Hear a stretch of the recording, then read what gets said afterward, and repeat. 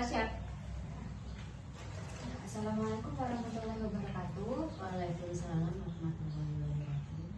Baik, jadi kami di sini dari mahasiswi Universitas Terbuka dengan saya Rafina Ramadhani, saya Nisfa Zahra, Saya Fadila Rahmadani. Di sini kami ada tugas wawancara mengenai kepermukaan di SD ini dengan Ibu Kepala Sekolah Umi Novika sebagai kepala sekolah. ya.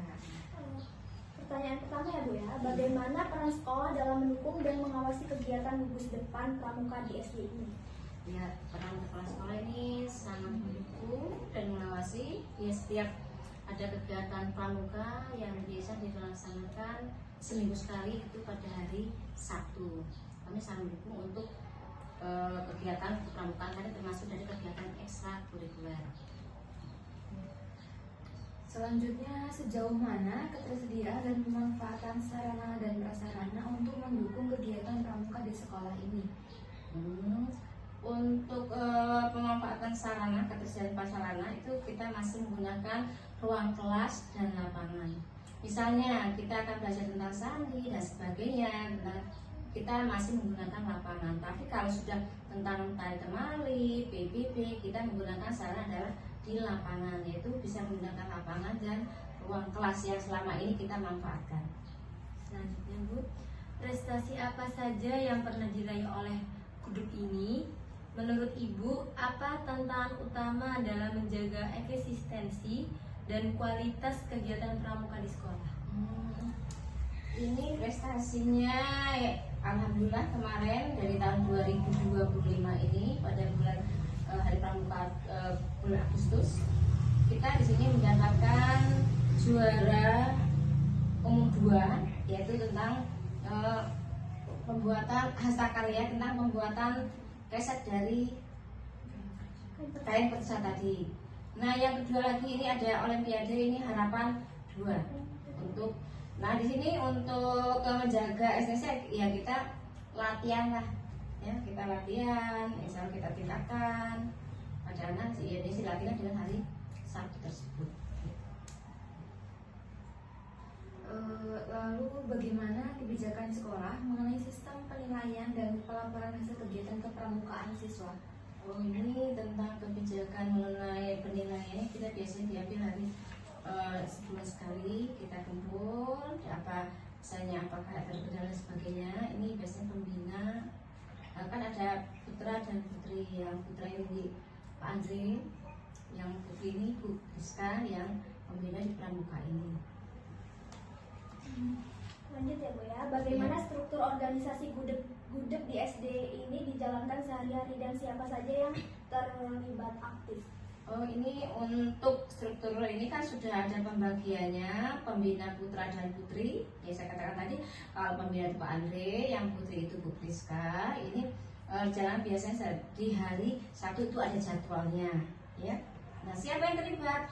Yang terlibat adalah semua dewan guru dibantu, selain pembina tadi dibantu oleh seluruh dewan guru di sini ikut membantu dan anak-anak membantu ikut mengkondisikan anak-anak dalam latihan tersebut. Selanjutnya Bu, bisa jelaskan secara rinci jadwal kegiatan rutin kepramukaan, hari, jam, materi pokok. Iya. Ini untuk jadwalnya dilakukan pada hari Sabtu, biasanya jam 7.30 sampai jam 9.30. Ini untuk hari Sabtu jam itu. Terus untuk materi pokoknya, ini materi pokoknya biasanya ini pembinanya dia akan mengerem. Oh, minggu ini kita latihan misalnya tentang PBB. Minggu besok kita tentang misalnya tari temali. Terus lagi tentang keterampilan, tentang dan sebagainya. Ini setiap minggu ada jadwalnya. Ya, untuk jadwal kegiatan pramuka. Ya, selanjutnya selain latihan rutin, kegiatan lain apa saja yang menjadi program unggulan gudeg? Lalu bagaimana implementasi dasar dharma dan trisatya dalam kegiatan sehari-hari? Nah, untuk selain latihan sehari rutin, ini kita punya unggulan ya tadi kita hasakarya alhamdulillah. Terus kalau untuk mengimplementasi ini adalah kita penerapan pada disiplin anak. Kita sekarang langsungnya kepada anak, karakter anak. bagaimana itu anak itu menghargai, menghormati, sopan santun, apakah dia menghargai pada lingkungannya, pada alam dan sebagainya. Ini kita sekarang ada penerapan dari anak ke anak, pokoknya karakter atau tingkah laku anak. Ya kita yang posisi sekarang karena dengan adanya sekarang ini anak-anak, nah itu adalah yang penting adalah modal dasar adalah tentang karakter anak, sifat anak kita arahkan. Yang utama untuk dasar dharma itu untuk pengembangannya.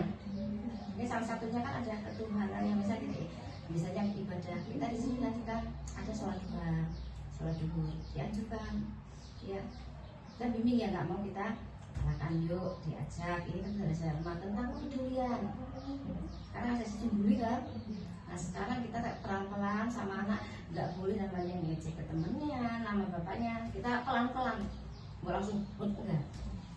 Tentang sifat anak atau sopan santunnya.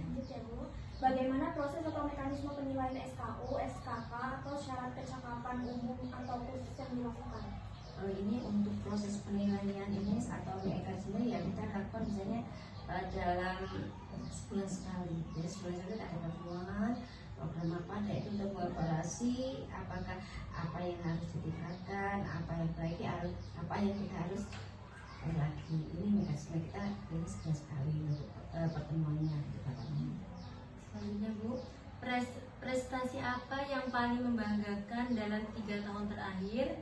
Apa kendala atau tantangan besar yang Ibu hadapi di lapangan sebagai kepala sekolah?